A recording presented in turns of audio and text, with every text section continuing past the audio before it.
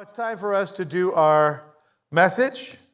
We are building on the foundation of what we laid last week of our continuing 1 Peter, Sojourner Stand Fast Through Sufferings, and previously what we looked at last week, just to remind you so that we can continue with our topic today, which is to expand what we looked at last week about Christians' position and responsibility to government.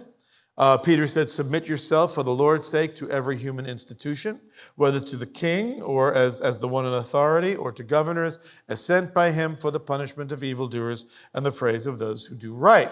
In other words, that every institution, every government has been established.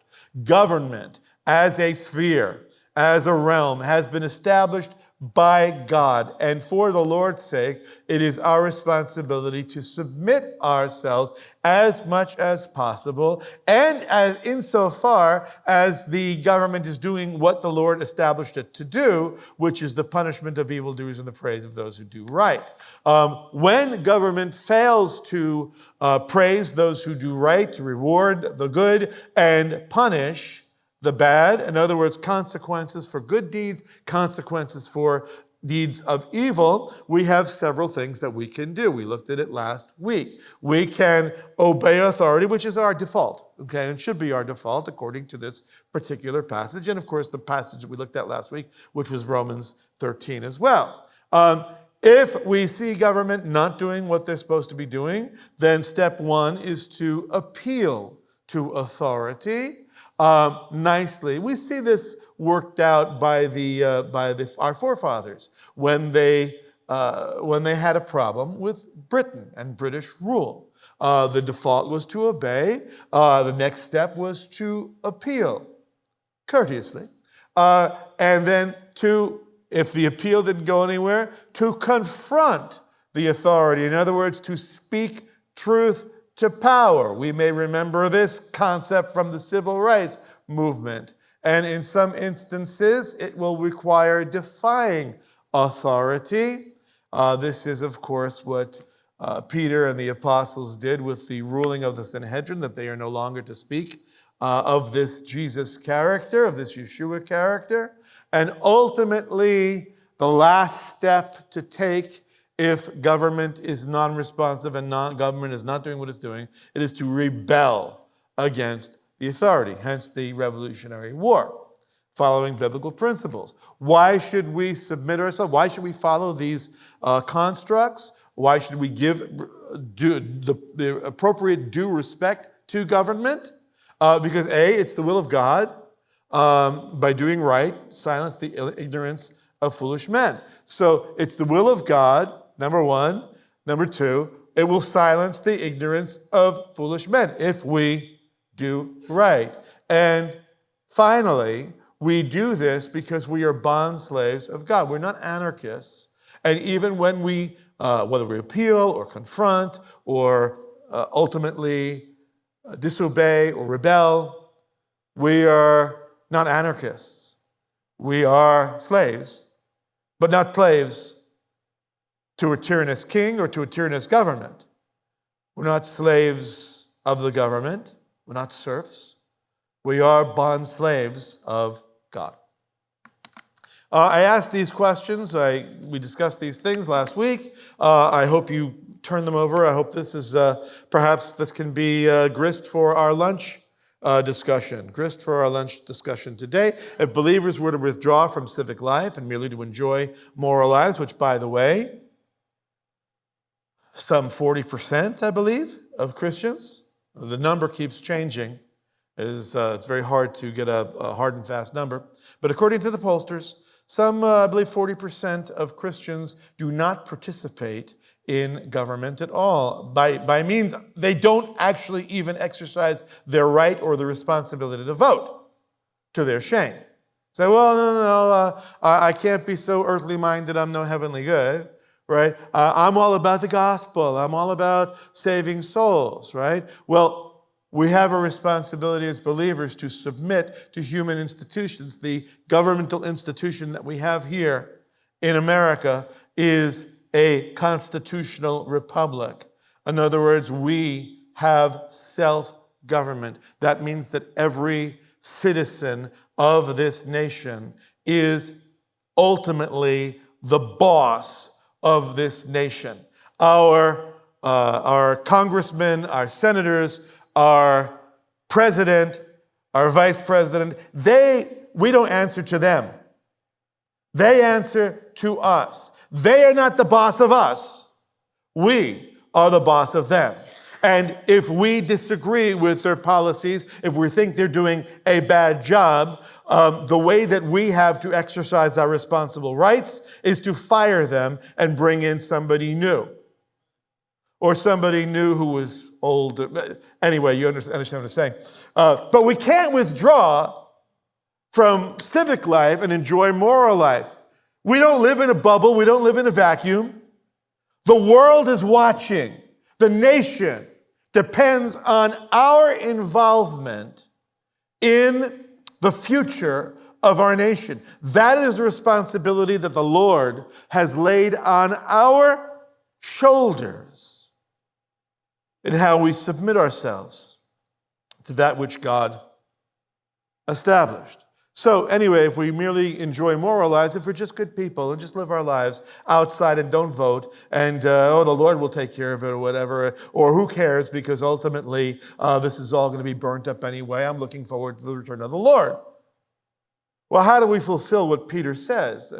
You'll silence ignorant men by your obedience. Well, it won't be noticeable to the public at all. And in fact, they'll wind up resenting you. Finally, Peter says, honor all people, love the brotherhood, fear God, honor the king. In a way, this is a breakdown between the various different spheres of God's influence, the home and the church and the state. So if we ask what's the relationship between Christians and the political sphere, there's a very important relationship, right? There's three spheres established by God. Again, home, church, and the public or the political sphere. You have the home, you have the assembling of believers from various different homes, and you have the political square or the public square, which is comprised of people from all different homes and churches, and some no churches, whatever, but nonetheless, three spheres that have been established by God. And it is nonsense to think about the home having nothing to say to the church. Of course, the home has a great deal to communicate to the church. That's why you're here. We rely on you to make sure that we are meeting needs and that we're accountable to you. I'm accountable to you for making sure that I'm doing my job to preach the word of God with accuracy and with passion. Does the church have anything to say regarding the home? Of course it does. We're going to get to our next chapter in Peter, and he's going to be all up in your grill regarding marriage and regarding the relationship of husbands to wives and wives to husbands. And of course, Paul talks about children and of course, the church has much to say about how the home runs. Now, the political sphere, if the church goes awry or if any home goes awry, the political sphere gets involved, right? The public square gets involved. The government gets involved when the church or the home goes awry, when any perception of wrongdoing, right? So is it correct to say that the public square, the government, can get involved with the church and the home, can invade your home and interfere with how you run your house, if it is not reciprocal that the home and the church can have something to say regarding government? Every one of those spheres checks the other, right? They're all reciprocal. They all work in synergy together. All right. We ask this question: how can our exposure to God and His Word compete with our exposure to culture's call, which of course is the great challenge today that we face. 168 hours a week, children on screens for 35 hours per week, on average. 35 hours allocated by our children for school each week, 8 hours for allocated extracurricular activity, more for sports, 56 if you're getting your regular 8 hours allocated to sleep, that doesn't leave a whole lot left over. But of what's left over, the 20-something hours, let's say, that are left over each week, time exposed to the Bible each week, unless you actually are in the home, and this is not for our children just only, this is for you, for all of us. How much time are we exposed to the Bible? How much time are we exposed to the Word of God? If this is all you're getting, then 45 minutes. That's keeping you on a subsistence diet on the Word of God. And I don't know how you can intelligently and articulately get involved in the public sphere. I don't know how you can vote intelligently with only 45 minutes each week devoted to the Word of God and understanding what He wants from us. We hold our nation's future in our hands as we carry the torch of citizenry today and raise tomorrow's voters. So what kind of citizens are we producing? That is the question that I have for you. Now, I want to show you this. This is a rare, you may have seen this on the internet. This just came up this week because it's Constitution Week. Rare 1787, which is the year that it was written, copy of the U.S. Constitution to auction. This is the picture, an original printed copy of the U.S. Constitution signed in 1787, discovered inside an old filing cabinet in North Carolina, expected to fetch millions of dollars at auction, right? This revolutionary document, one of the only 8 known surviving signed ratification copies of the United States Constitution, the only known to be in private hands. The only other recorded sale of a similar document, 1891, that's quite a gap of time. Ratification copy of the Constitution is sold at Brunk auctions this coming September 28th. In case you've got enough funds, you might want to pool your resources. September 28th, that's the 237th anniversary of the day Congress passed the ratification resolution. This is the bid site. The current bid is $1 million. Do I hear $1,100,000? That's the next bid. 1100000. You can register to bid. It's yesterday there were 14 days left. Today's only 13 days. The only privately held copy of the Constitution. It was drafted in Philadelphia, signed by the delegates to the Constitutional Convention. The proposed Constitution was delivered on September 18, 1787, to the Confederation Congress that was then meeting. And that's not the Civil War Congress. That's what it was called, the Confederation Congress.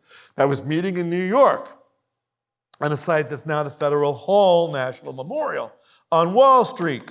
After heated debate on September 28th, Congress resolved to send it to the states for ratification. To that end, this is the guy who signs this particular one, Charles Thompson, Secretary of Congress, ordered 100 copies of the printed archetype, only a fraction of which he signed for sending to the legislatures of the 13 original states. It's that resolution, along with Thorson's signature, that makes the present copy an official ratification edition of the Constitution and worth $1 million or maybe more between now and the 28th.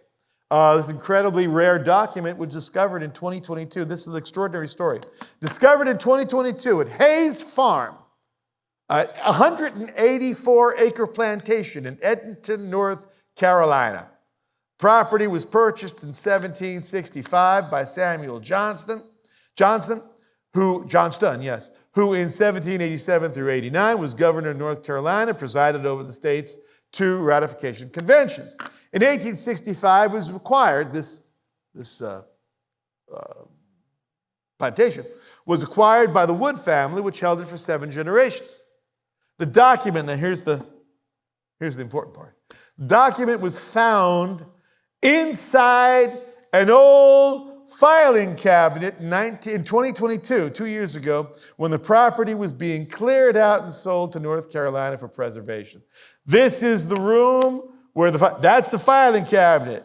So as they're clearing out this estate, this plantation, there's a filing cabinet. Inside the filing cabinet, let's go through this, and they found this copy of the Constitution. It is indeed Constitution Day on Tuesday. It is still unofficially Constitution Week.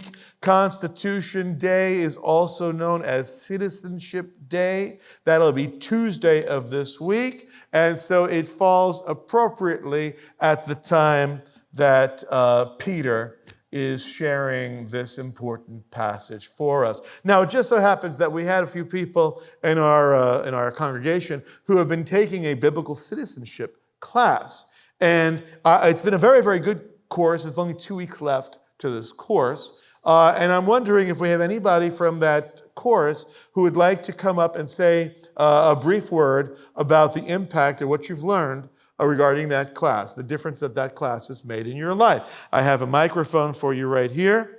Let's make sure this microphone works for us. It's on. Test 1. Yes, it's on. So does anybody from the citizenship class want to come down? Come on down. Come on down. And if there's anybody else from that class who wants to say something, also come down and we'll just share the microphone one after another.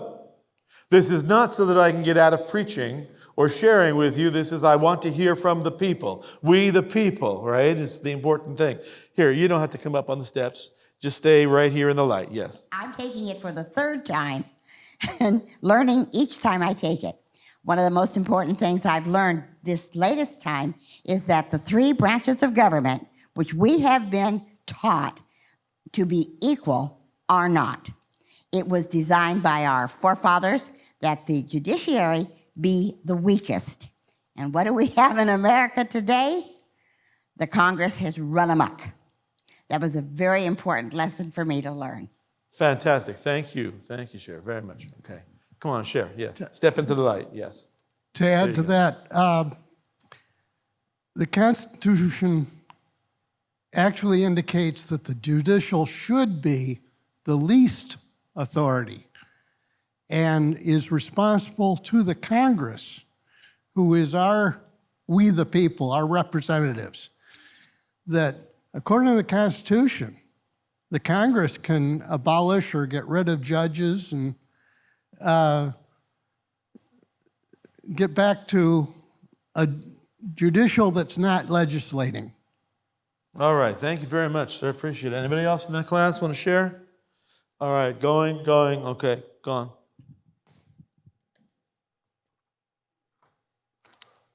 Let's talk about the Constitution. Thomas Jefferson told us what kind of government the Constitution provides for us. Contrary to popular belief, we are not a democracy.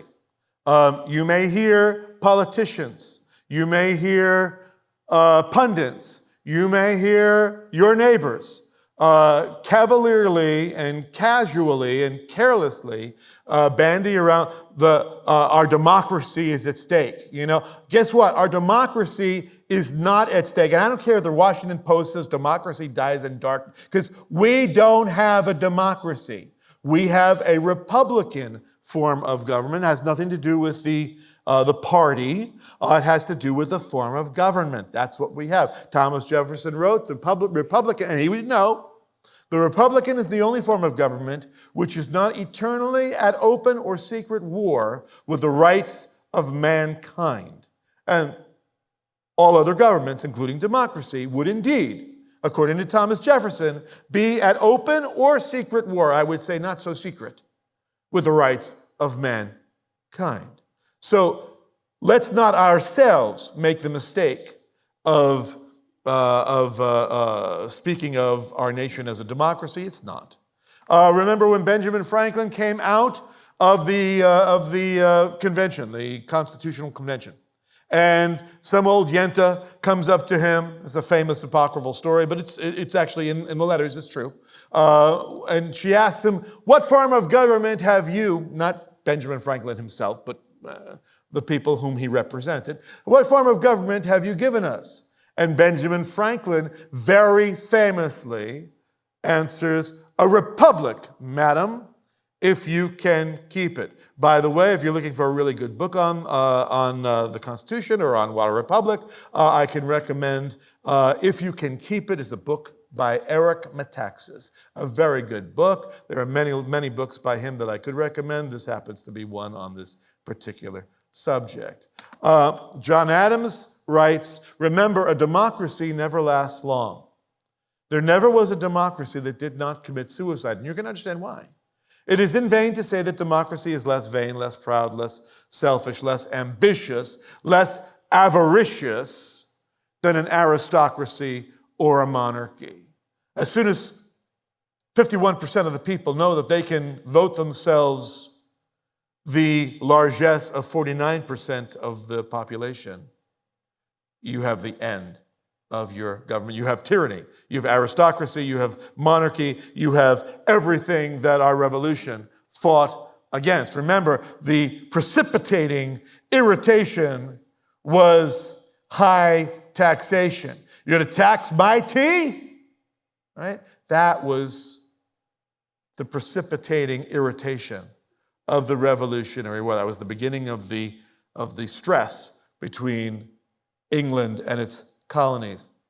As Benjamin Franklin, again, using him so cleverly said, democracy is merely two wolves and a lamb determining what's going to be for lunch.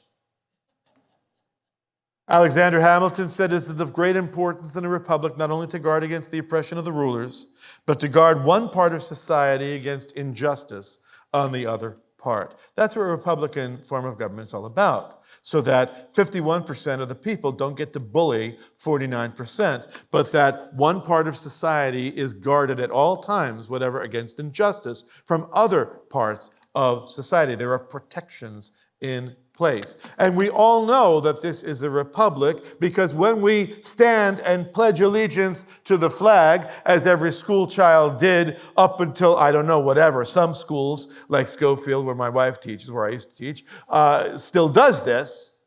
We pledge allegiance to the flag of the United States of America and not to the democracy for which it stands, but to the republic for which it stands. So from the very earliest of ages, one should understand that this is a republic. Now let's talk about what it means to be a constitutional republic by focusing in on the Constitution. The length of the average constitution in the world, well, this is from 2 years ago, so 17 years, well, it'll be 19 years now, not very long, okay? Our Constitution is 237 years old this year. 237 years old this year. It is the oldest Constitution in the world. The only one that comes close is Norway, which is about 200 years old, their Constitution.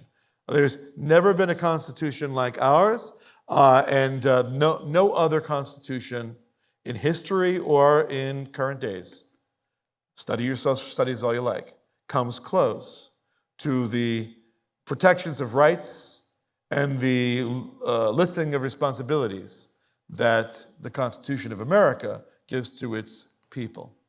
A couple of quick facts. John Jay, he wrote the Federalist Papers. He's part of the Federalist Papers authorship, which were a means of explaining what the Constitution was when they were attempting to ratify it, and they were wrestling over whether states would accept the Constitution. He should know again, and he gave us our marching orders as citizens, 7 verbs. Every member of the state, in other words, every citizen, ought diligently to his 1 verb, to read, and 2, to study the Constitution, and teach, 3, the rising generation to be free by knowing for their rights. They'll sooner perceive when they are violated and be the better prepared to defend and assert them. In other words, a familiarity with the Constitution, with a teaching of the Constitution to our progeny, to the next generation, will help us be familiar to when the rights are violated and when we must defend our rights, when we must assert our rights. For example, you remember back in Acts, Paul was a Roman citizen and he had no problem asserting his rights as a Roman citizen. He did this in Philippi, of course, when he was arrested in chapter 16 of Acts, and said, is this the way to treat a Roman citizen? And the politicians got nervous. And of course, in appealing to Caesar at the end of Acts, or toward the end of Acts, he is asserting his rights as a citizen of Rome to plead his case. So, going all the way back to biblical days, asserting and defending your rights requires being familiar with your rights. If you don't know your rights, you don't know when they're being violated. This is a beautiful document. Notice how it begins. It's a 3 giant words in this document that's otherwise illegible at this distance to be able to read. But you all can read those first 3 words. That this paragon to self-determination, to self-government. We, the people. Well, take another look at this beautiful Constitution. It's one of the originals. National Archives, this one's already been spoken for. If you want your own, it starts at $1 million, $1,000,001, actually.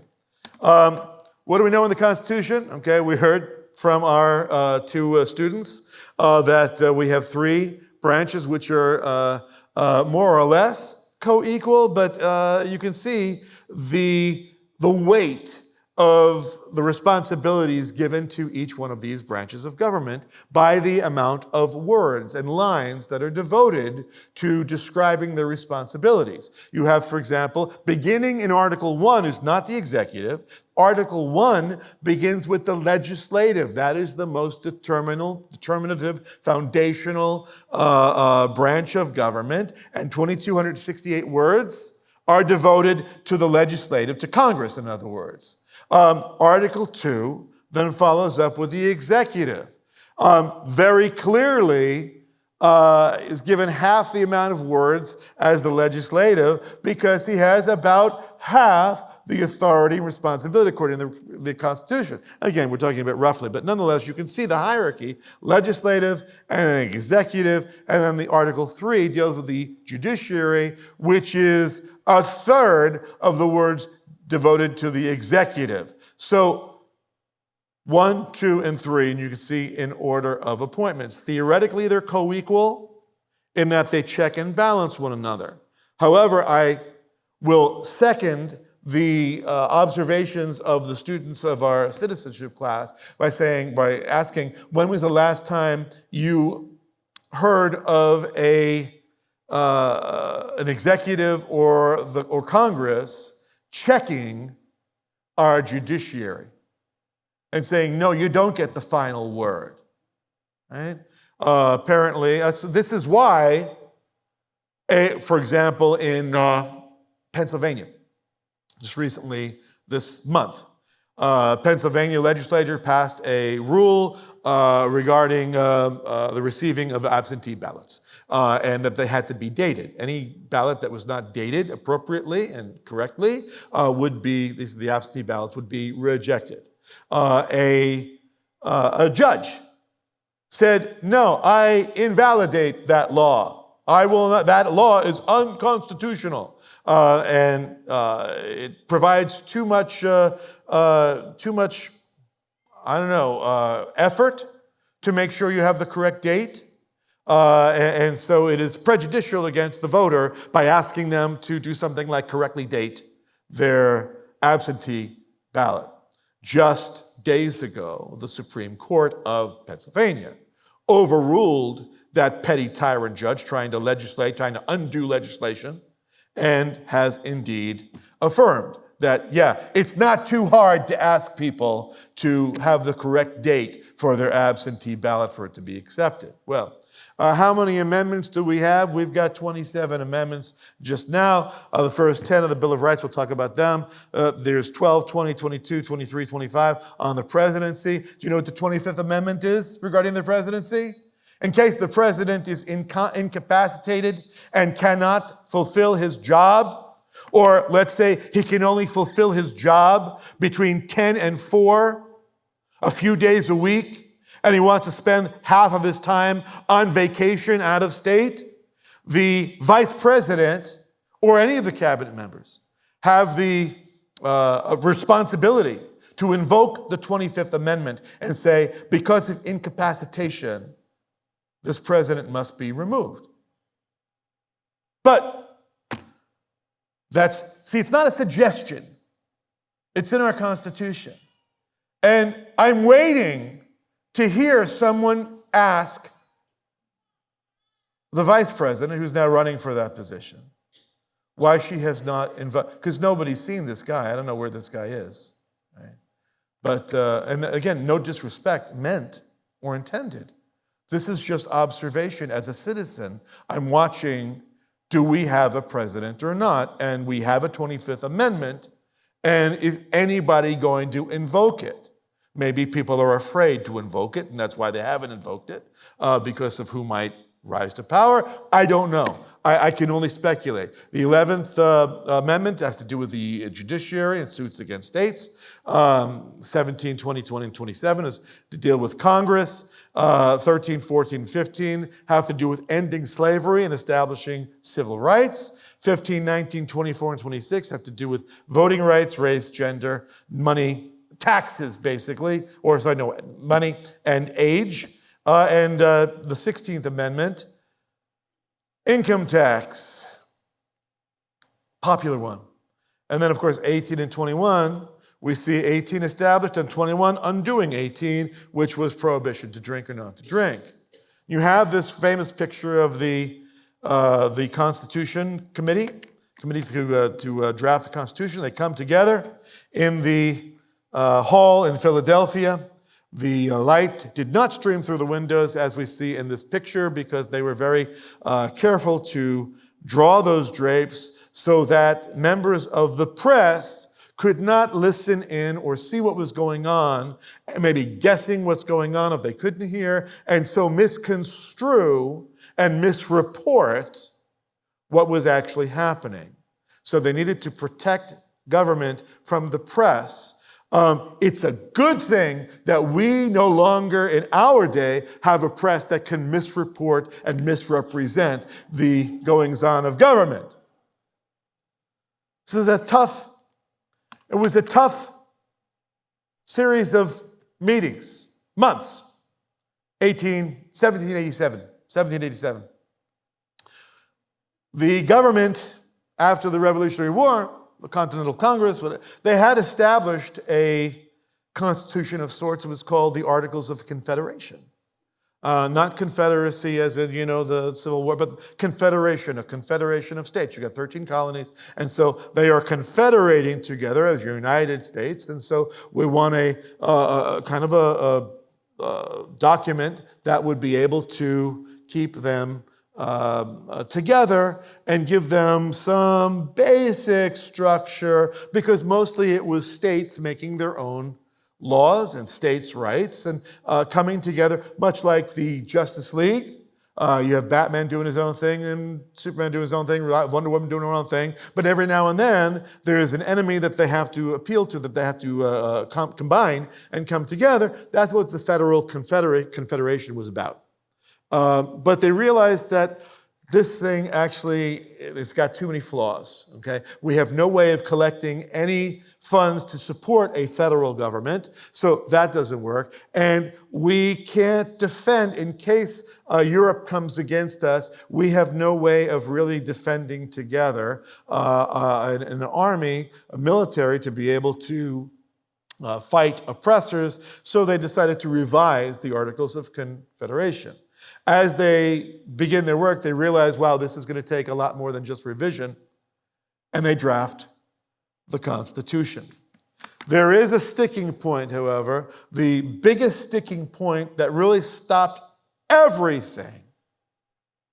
The hot summer of 1787, after working together for several weeks and arguing every step of the way, they cannot decide between proportional representation and direct representation, by which I mean proportional, take a percentage of the population of each state and draft representatives, or whether it's going to be every state gets an equal amount of representation, like the Continental Congress, where everybody got to send 2 or 3 representatives. So that really was a huge sticking point. They had no solution for the problem. Finally, one day at the end of a long time period of deliberation, old Benjamin Franklin, I think he's 81 years of age, he stands up, which is no small feat for an 81-year-old man like Benjamin Franklin who had been suffering with gout and all kinds of things.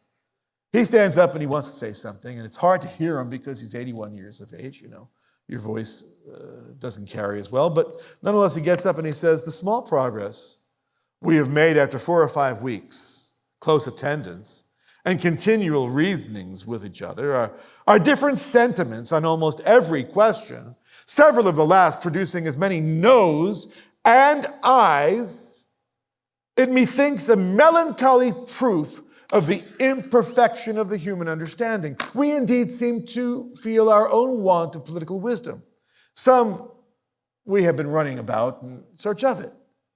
We have gone back to ancient history for models of government and examined the different forms of those republics which, having been formed with the seeds of their own dissolution, now no longer exist.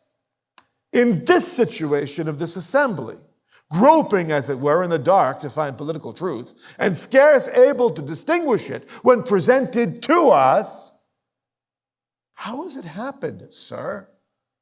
Addressing General Washington, who was presiding over the meetings.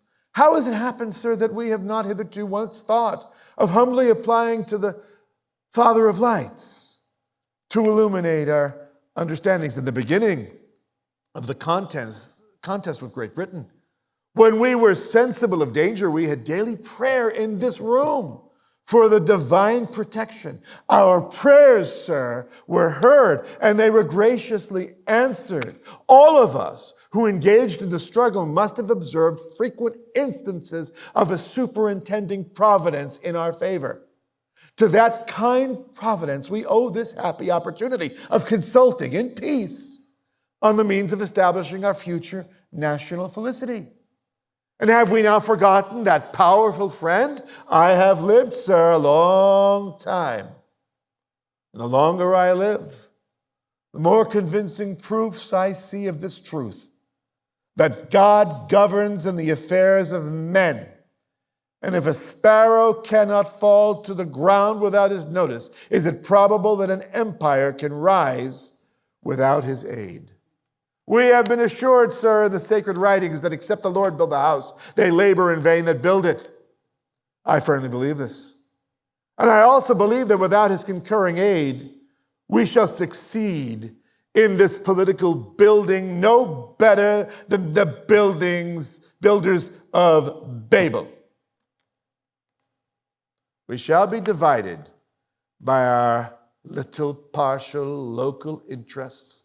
Our projects will be confounded, and we ourselves shall become a reproach and a byword down to future ages. And what is worse, mankind may hitherto from this unfortunate instance despair of establishing governments by human wisdom and leave it to chance, war, and conquest. I therefore beg leave to move that henceforth prayers imploring the assistance of heaven and its blessings in our deliberations be held in this assembly every morning before we proceed to business, and that one or more of the clergy of the city be requested to officiate in that service. Now, I'd like to be able to report to you that everybody said, amen, and they immediately fell to prayer. It's not what happened. In those days, there was very little spontaneous prayer, and you needed a clergyman to actually pray. That's why he's asking for a clergyman.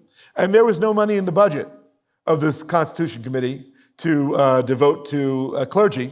And so they said, well, it's not going to happen. However, what we'll do, the 4th of July weekend is coming up, and we will ask the clergyman, the minister at the church that we're all going to be going to pray and bless our efforts. And that's indeed what happened.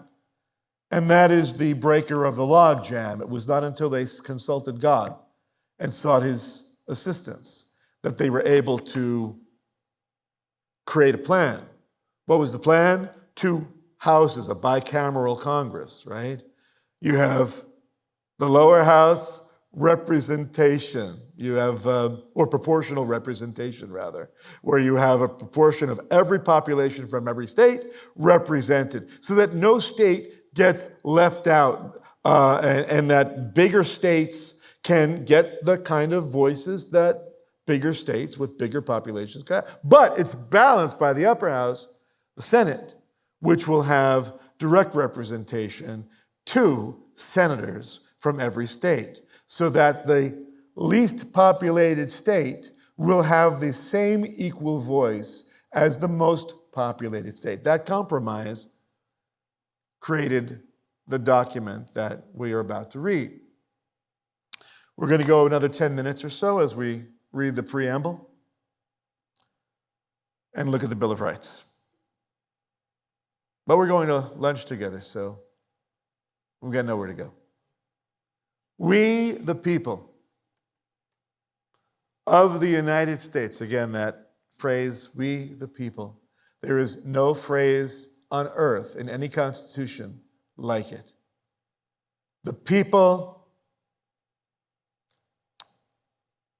declaring that they have the right to self-govern. No king. It will be us. We will take the responsibility on our shoulders. We, the people of the United States, 13 colonies, now states, each an individual entity unto itself, coming together like Batman, Superman, Wonder Woman, the Justice League, coming together in order to do a few things. And I tell you, it's nice to know in the preamble what's the Constitution for, right? In order to do a few things. In order to, A, form a more perfect union. Doesn't say to form a perfect union. It's not possible. We're men, after all. We're humans. Right? But we're going to do better than what we have now. And we will continue to strive toward that goal of a more perfect union. And when we say union, we're talking about partnership, talking about states working together, collaborating together. And so we want to form a more perfect union. That's aspirational goal number 1. Number 2, establish justice. Where does this come from? The Bible. It is justice you must pursue. And so we seek to establish justice, which is what government is to do. It is, remember, we've seen in the scripture, it is to reward the good and punish the wicked. Consequences. There will be justice, not established social justice. Justice, whether we're talking about justice in the Bible or justice in the Constitution, never needs a word to modify the noun. We don't need social justice, any other kind of justice. We need simple justice. Anytime justice is modified by an adjective, you know you're talking about something sub-justice. So, number 2, establish justice. Number 3, ensure domestic tranquility. In other words, peace and harmony inside of each state and between each state. Each state could take care of the domestic tranquility within that state. But from state to state working together, domestic tranquility, peace, harmony, one might even say shalom, wholeness. Next, to provide for the common defense. This was an important issue, so that if a foreign entity attacked a state, all the states rally together and provide common defense. We are one nation at that point. So in order to what? Form a more perfect union, establish justice, ensure domestic tranquility, provide for a common defense. We're not done yet. Promote the general welfare. Note that the word says promote, not provide. Since the 60s, the government's been all about providing the general welfare. The words of John Kennedy have gone out the window. Ask not what your country can do for you, right? But no, now the idea is, ask what can my country do for me? Am I getting my share of the pie? Promote the general welfare. That means the well-being, not handout. Promote the general well-being of the population. And secure the blessings of liberty, of freedom. Liberty. To whom? To ourselves. And not just ourselves. We're establishing this for the long haul. We're taking the long view. Our posterity. For our children, and our children's children, and our children's children's children. Now 237 years later,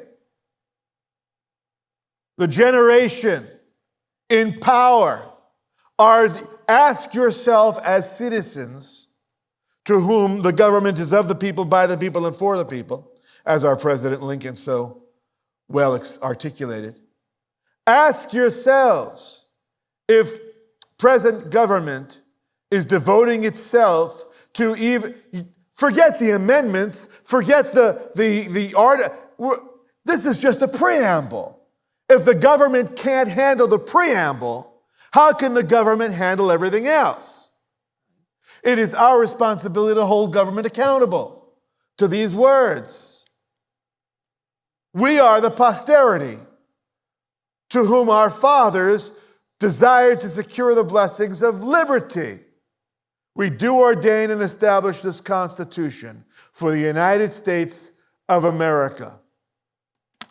The convention of a number of the states having at the time of their adopting the Constitution now, preamble for the Bill of Rights. The reason you have a Bill of Rights is because, while 12 of the 13 states got together and hashed out the Constitution, Rhode Island stayed home. But, Rhode Island, irrelevant as usual. Sorry, no disrespect meant to those of you watching from Rhode Island.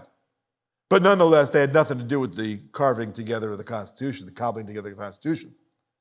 But when the Constitution needed to be ratified by 2/3 of the states, that would be 9 of the 13 states, in order to pass it, many of them, the big arguments, this doesn't articulate the rights that we already have. And good fences make good neighbors. And if you do not articulate the rights that God has given us, then government can take those rights away. And that would not be, shall we say, kosher. So we have a preamble to the Bill of Rights. The conventions of a number of states, having at the time of their adopting the Constitution, expressed a desire in order to prevent misconstruction or abuse of its powers. How far we've fallen. That further declaratory and restrictive clauses should be added, and has extended the ground of public confidence in the government. It's important to have public confidence in the government, not to distrust your government. Will best ensure the beneficent ends of its institution. So, 10 amendments, Bill of Rights. We'll go very quickly through them and we'll be done. First Amendment. Congress shall make no law. Now, some would like that to end right there. Congress shall make no law and do nothing, right? But no, that's the point of legislation, to make laws, right? Legislator makes law. But Congress shall make no law regarding what? Respecting an establishment of religion or prohibiting the free exercise thereof. So that means that while states, because you know that this is true because you can go back in history, you read the constitutions of individual states, you can read contemporaneous accounts, you can hear the discussions that went on, you can listen to them through the windows of history and see them arguing. You understood that individual states did indeed establish religions. Some states established specific religions, some did not. But nonetheless, Congress, part of this grand bargain, because you've got Massachusetts, which would be largely a constitutionalist, congregationalist rather, state. You have Rhode Island, which could be a Baptist. I don't know what the various different denominations were, but point is that they're all fine. Because Congress, the federal government, is not going to establish, they're going to make no law establishing a religion, nor are they going to prohibit the free exercise thereof. So, do you see anything in there about the separation of church and state? I do not. Do you see anything that, for example, if somebody wants to put a 10 Commandments in the public square, that is a problem? No. Did Congress make a law, put a 10 Commandments in the public square of Dallas? No. Then no problem. If the city wants to put the 10 Commandments in the public square and Congress says no go, does that prohibit the free exercise thereof? You bet it does. Right?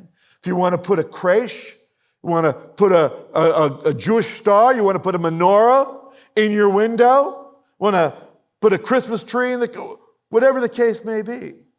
As long as Congress is making no law regarding the establishment of a religion, and as long as it doesn't prohibit the free exercise thereof, you don't have a problem. So all those lawsuits, there's so much confusion, and that really only began, 70 or so years ago, post-World War II, right? When you have the great KKK justice, I think it was Hugo Black, who brings out separation of church and state, some obscure piece of literature, phrase that Jefferson used in writing to the Danbury Baptists, because they were worried about Congress, government infringing on their power. He said, don't worry about it. There's a wall that protects you. You have no problem exercising your religion because government doesn't get involved in that. The Congress cannot get involved in this. First Amendment, number 1. Abridging the freedom of speech. And that would include hate speech, miscommunication, malcommunication, discommunication, all the phrases that are used today in popular parlance, all those clever, clever words that are designed to shut you up and still your voice and steal your voice in the public square. Congress cannot abridge the freedom of speech. There is no law because freedom of speech and freedom of religion are free exercise, not only to believe, but to act. See, they want to get it sometimes that they will, well, you can believe what you want, but when you act and it affects other people because they see your expression of religion, well, no. I have the free exercise. This is not just the freedom to come on Saturday morning or Sunday morning and worship where I want to worship and then keep my mouth shut the rest of the week. This is the exercise of my faith and my freedom of speech. I get to say whatever I want. That's in our Constitution. That is not a right that is given by government. It is recognized by government in the First Amendment. Or of the press, i.e., you can't shut the press up. Ain't that the truth? Although you can, because I remember not long ago when the New York Post, which is a great newspaper, published this little story about a laptop that belonged to the son of a candidate for presidency, and nobody would touch it. If you were on Facebook, you tried to share this story, it disappeared. You went on Twitter and you tried to share that, it disappeared. So freedom of the press. or the right of the people peaceably to assemble, not violently to assemble, not violently to assemble, not breaking things, stealing things, destroying things, threatening people, setting things on fire, calling for the destruction of other people like, oh, I don't know, Jews. That's not in this. They don't have the right. But to peaceably assemble? So in other words, if I wanted to say, yeah, you know what? I'm going to exercise my freedom as an American citizen and say, I think that there were some hanky-panky shenanigans, something stinks about the election of 2020. And I would like to investigate, have an investigation done, a real investigation done regarding certain states and how they handled the votes of the last presidential election. If I want to shout out, stop the steal, that's my right as an American to do so. Right? And of course, I can petition the government for a redress of grievances. We have the right to petition. Second Amendment, a well-regulated militia being necessary for the security of the free state, the right of the people to keep and bear arms shall not be infringed. Some would interpret the right of the people to keep and bear arms as, well, everybody hunted back then. And you don't need an AR-15, you don't need anything more than a shotgun to go out and hunt a deer. No, it tells you right there. A militia being necessary to the security of the free state. The right of the people to bear arms shall not be infringed. The reason that's there is not to protect my right to hunt. Never been hunting in my life. It's to protect my ability to A, defend my family from evildoers, to defend my community from the same, and to remind the government that you serve at the people's pleasure. Third Amendment, no soldier shall in time of peace be quartered in any house without the consent of the owner, nor in time of war, but in a manner to be prescribed by law. Makes perfect sense, fair enough. Fourth Amendment, the right of the people to be secure in their persons, houses, papers, and effects against unreasonable searches and seizures shall not be violated. That is and no warrants shall issue, but under probable cause supported by oath or affirmation, and particularly describing the place to be searched, the persons or things to be seized. That's why, on TV at least, you need a warrant. Today, the government wants access to our phone conversations, to be able to crack our phones so that we have no secret. Thank God we're not France yet, who arrested the owner of Telegram because he wouldn't play games with them, wouldn't play ball, and his rights are in jeopardy. His life, his freedom is in jeopardy. Probable cause. The government does not have the right. I know we all got scared after 9/11. There were a lot of laws that were established and then subsequently renewed that infringed upon our Fourth Amendment. If we're not familiar with the Fourth Amendment, we won't know when those rights are being violated. But again, government did not give us those rights. They're by God. They're given by God. Fifth Amendment, no person shall be held to answer for a capital or otherwise infamous crime unless on a presentment or indictment of a grand jury, except in cases arising in the land or naval forces or in the militia when in actual service in time of war or public danger.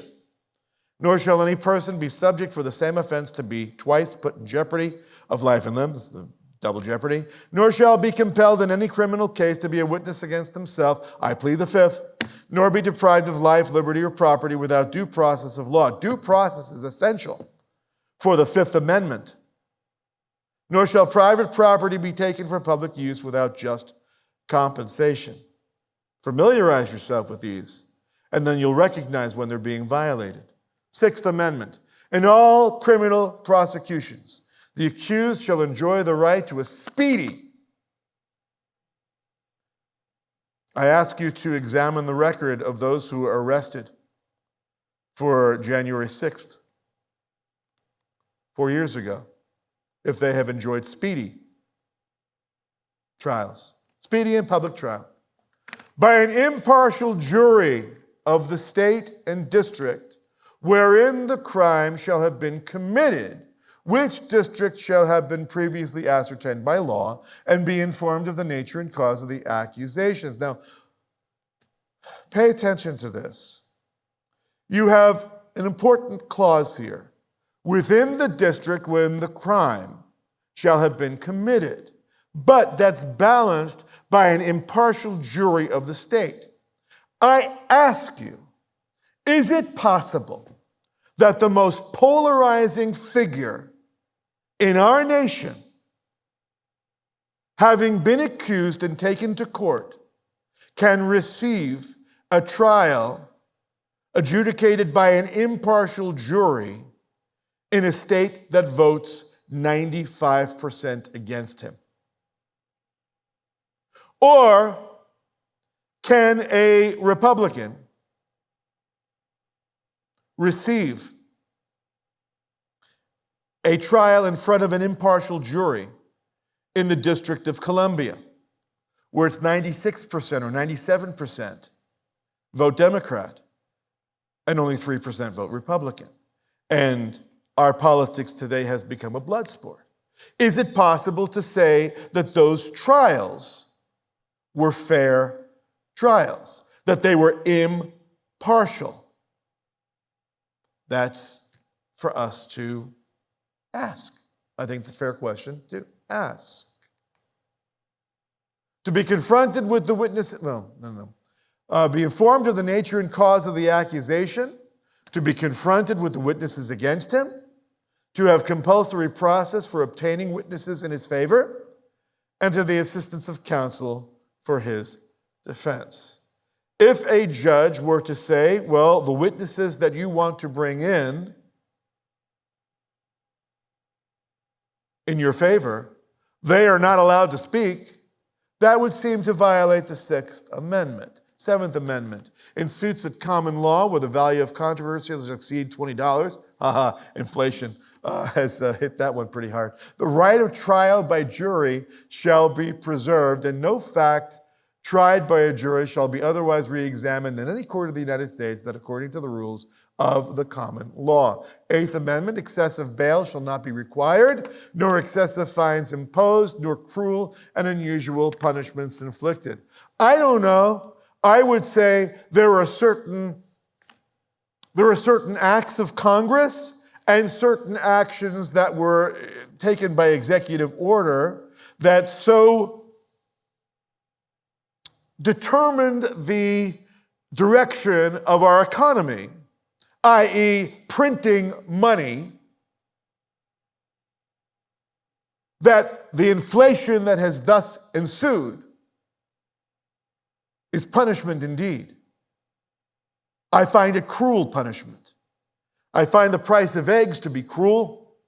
I find the price of gasoline to be cruel. We should be thrilled, right, that gasoline is only $3? Woo, that's exciting, right? Excessive fines imposed, cruel and unusual punishment. I find it cruel and unusual, especially unusual, that people don't rise up and say, enough. Ninth Amendment. The enumeration in the Constitution of certain rights shall not be construed to deny or disparage others retained by the people. Just because we're listing particular rights here, it doesn't mean that you don't have other rights that are not included. If we want to include every right that we want to recognize, it would be a really large document. We're just picking the 10 biggies. And 10th Amendment. The power is not, this is building on the 9th Amendment. The power is not delegated to the United States by the Constitution, nor prohibited by it to the states, are reserved to the states respectively, or to the people. One of the biggest issues going on today, and it has been my entire life, has been the issue of abortion or women's right to choose, or as they say today, women's health care. Bottom line is whether or not somebody has the right to kill a baby within a womb. That's what we're talking about.